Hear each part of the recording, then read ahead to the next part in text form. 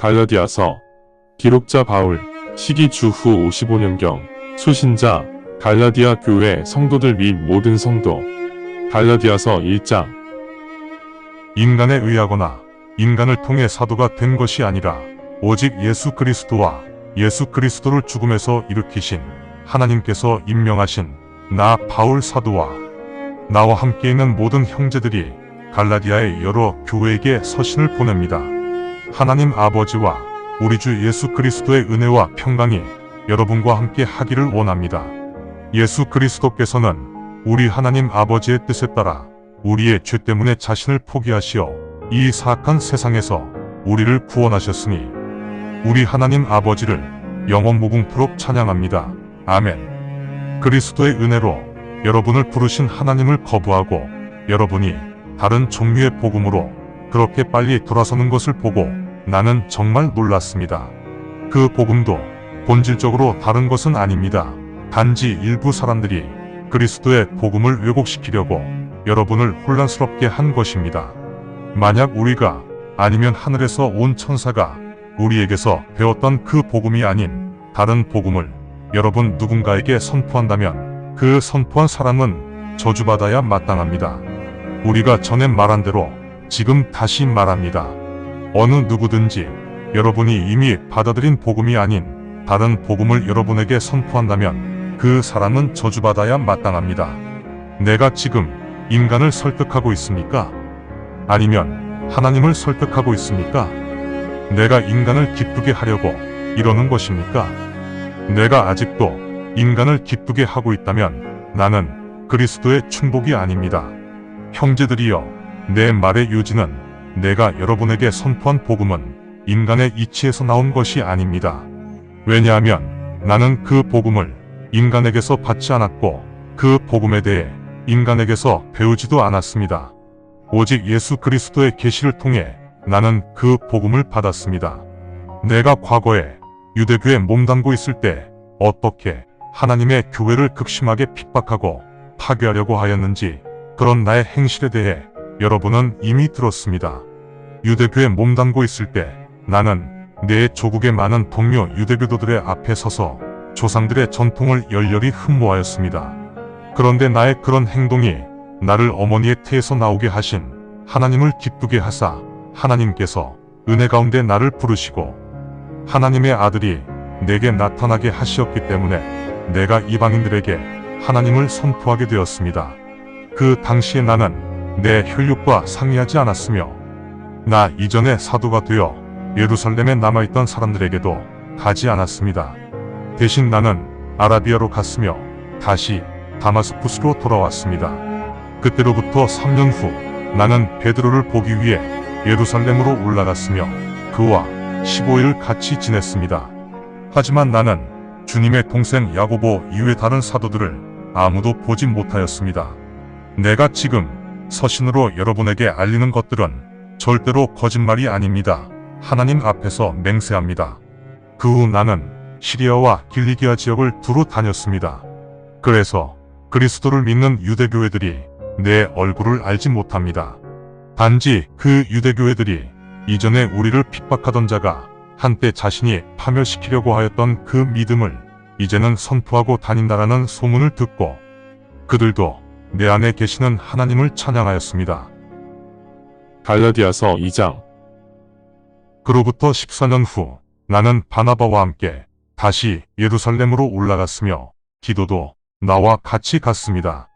나는 계시를 받고 올라갔으며 이방인들에게 선포한 복음을 그들에게도 전하였지만 단지 평판이 좋은 사람들에게만 일부 사적으로 전하였습니다. 그 이유는 그동안 노력하였던 것들과 지금 노력하고 있는 것들이 혹시 잘못될까 걱정되었기 때문입니다. 그때까지도 나와 동행하였던 그리스인 디도에게 할례를 강요하는 일은 없었습니다. 그런데 그 일이 발생하였습니다. 은밀히 잠입한 거짓 형제들 때문이었습니다. 이들은 은밀히 들어와 그리스도 예수 안에서 우리가 누리고 있는 자유에 대해 파악한 후 우리를 율법으로 속박하려고 하였습니다. 하지만 우리는 그들에게 단 한 시간도 틈을 주지 않았습니다. 여러분도 복음의 진리와 함께 계속 동행하기 바랍니다. 나는 사람의 신분에 관심을 두지 않기 때문에 무언가 달라 보이는 그 사람들에게서 아무런 영향도 받지 않았습니다. 하나님께서는 인간을 편애하시지 아니하십니다. 그래서 그 사람들이 내게는 아무 도움도 되지 않았습니다. 오히려 정반대로 할례받은 사람들에게 복음을 전하는 임무가 베드로에게 주어진 것처럼 나에게는 할례받지 않은 사람들에게 복음을 전하는 임무가 주어졌음을 그들이 알게 되었습니다. 하나님께서는 할례받은 사람들을 위해 사도의 특권을 받은 베드로를 통해 효과적으로 일하셨습니다. 마찬가지로 그 하나님께서 나를 통하여서 이방인에게 복음을 전하는 일을 효과적으로 하셨습니다. 중추적 역할을 수행하는 기둥으로 여겨지는 야고보와 게바와 요한도 내가 받은 하나님의 은혜를 인정하고 나와 바나바에게 동역자의 마음으로 악수를 청하였습니다. 그래서 우리는 이방인들에게 사역을 하였고 그들은 할례 받은 사람들에게 사역을 하였습니다. 그들은 우리가 가난한 사람들에게 더 집중하기를 원하였고 나 또한 그 일을 간절히 하고 싶었습니다. 베드로가 안디옥에 왔을 당시 내가 베드로의 면전에서 반대하였던 것은 베드로가 비난받아야 할 잘못을 하였기 때문입니다. 야고보의 사람들이 오기 전에는 베드로도 이방인들과 같이 식사를 하였습니다. 그런데 할례 받은 사람들이 오자 베드로가 뒤로 물러나면서 이방인들과 거리를 두었습니다. 왜냐하면 베드로는 할례 받은 사람들이 혹시 죽음할까 두려웠기 때문입니다. 또한 나머지 다른 유대인들도 베드로처럼 위선적인 행동을 하였으며 바나바도 이들의 위선적 행동에 동조해 버렸습니다. 그래서 그들이 복음의 진리대로 솔직하게 행동하지 못하는 것을 본 후 나는 그들 모두가 있는 앞에서 베드로에게 다음과 같이 말하였습니다. 유대인인 당신도 유대인의 방식이 아니라 이방인의 방식으로 살면서 당신은 왜 이방인에게 유대인의 방식으로 살기를 강요합니까? 우리는 태생이 유대인입니다. 이방이 죄인들이 아닙니다. 인간은 율법을 통해 공의를 얻는 것이 아니고 예수 그리스도를 믿음으로 공의를 얻게 됩니다. 그리스도 예수를 믿어왔던 우리도 그리스도를 믿음으로 공의를 얻는 것이지 율법을 준수함으로 공의를 얻는 것이 아닙니다. 왜냐하면 아무리 율법을 잘 지켜도 육신은 절대로 공의롭게 될 수 없기 때문입니다. 그리스도를 통해 공의롭게 되기를 강구하는 우리 자신이 죄인으로 드러났다면 그리스도 때문에 우리가 그런 죄를 지었습니까? 절대로 아닙니다. 내가 와해시킨 율법을 다시 일으켜 세운다면 내 자신을 죄인으로 인정하는 셈입니다. 나는 율법에 따라 나 자신을 율법에 바쳤습니다. 그래서 하나님만 바라보며 살 수 있습니다. 나는 그리스도와 함께 십자가의 죽임을 당하였습니다. 따라서 나는 더 이상 내가 사는 것이 아니라 내 안에 임재하신 그리스도께서 살고 계십니다. 내가 하나님의 아들을 믿기 때문에 지금 육신의 옷을 입고 이 삶을 살아가고 있습니다. 하나님께서 나를 사랑하사 나를 위해 독생자 아들을 대성물로 주셨습니다. 만약 우리가 율법을 통해 공의롭게 된다면 그리스도의 죽음은 우리에게 아무 의미가 없습니다. 따라서 나는 하나님의 은혜를 간과하지 않습니다. 나는 하나님의 은혜로 공의롭게 되었습니다. 갈라디아서 3장 5. 어리석은 갈라디아 사람들이여, 누가 진리에 순종하면 안 된다고 여러분을 미혹하였습니까? 나는 십자가에 못 박힌 예수 그리스도에 대해 여러분 앞에서 명확하게 설명하였습니다. 여러분에게서 알고 싶은 것이 있습니다. 여러분은 율법을 지켜서 성령을 받았습니까? 아니면 복음을 듣고 믿어서 성령을 받았습니까? 여러분은 정말로 어리석은 자들입니까? 성령으로 시작하였던 여러분이 왜 이제는 육신으로 온전해지려고 합니까? 여러분의 이런 헛된 행동 때문에 여러분이 그동안 고난 가운데 노력한 그 많은 것들 모두가 헛된 것이 되어 버렸습니다. 예수님께서 왜 여러분에게 성령을 주시고 기적을 행하셨습니까? 여러분이 율법을 지켜서 그렇게 하셨습니까? 아니면 여러분이 복음을 듣고 믿었기 때문에 그렇게 하셨습니까?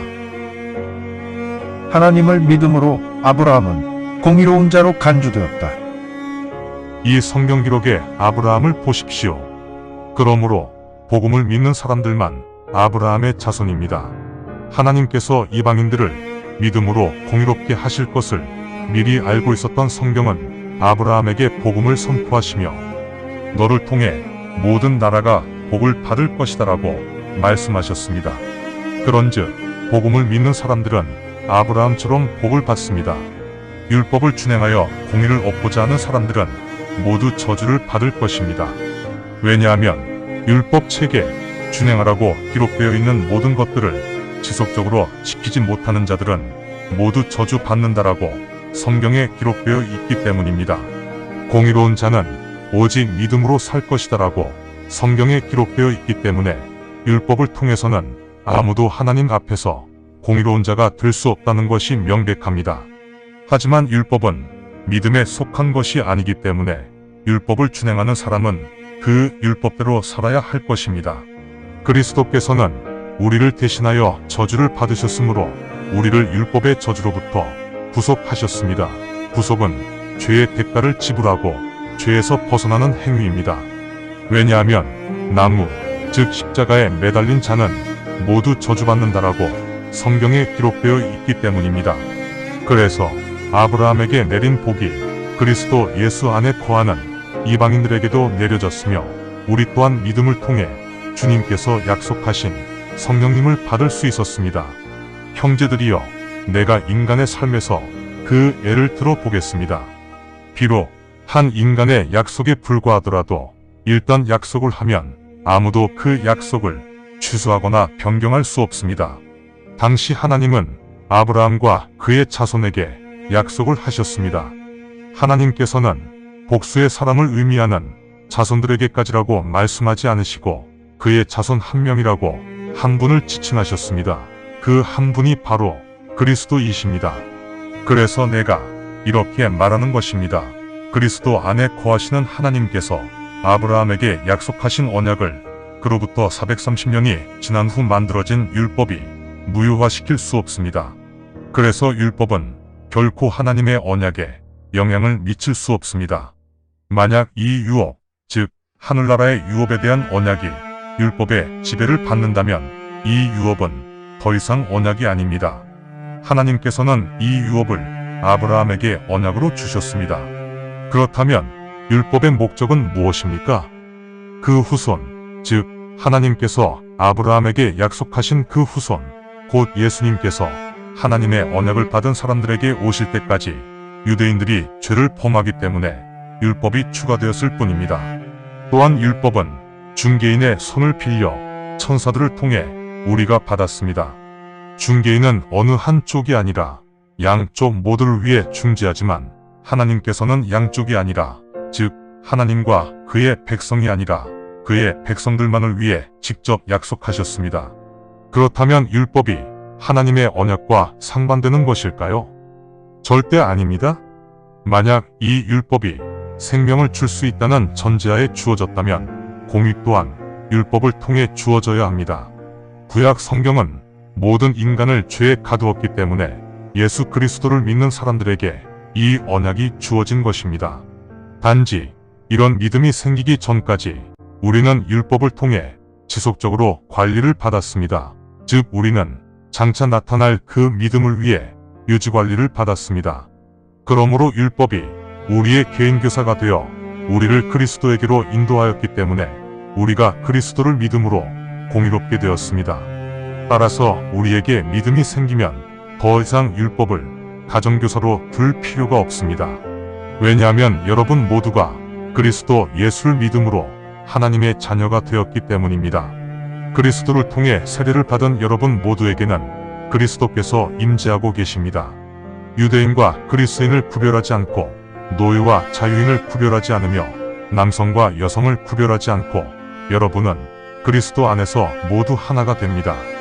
만약 여러분이 그리스도에 속한 사람이면 여러분도 아브라함의 후손이 되기 때문에 하나님의 언약에 의거하여 여러분은 유업을 물려받을 사람들이 됩니다. 감사합니다. 주님의 말씀입니다. 성경을 처음 접하는 분들에게 기존의 한글 성경은 항상 이해하기 어려운 책입니다.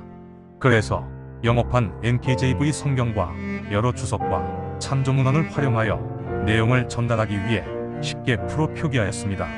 성경을 듣고 읽을 때 주님의 영이 임재하기 원합니다. 택함을 받았으나 그 사실을 모른 채 아직 어둠에서 방황하고 있는 어린 양들이 이 동영상을 보고 들어 주님의 새 언약을 확신하고 소망함으로 하나님의 백성이 되어 주님의 나라에서 영원 무궁토록 권세를 누리며 살기를 간절히 원합니다. 아멘.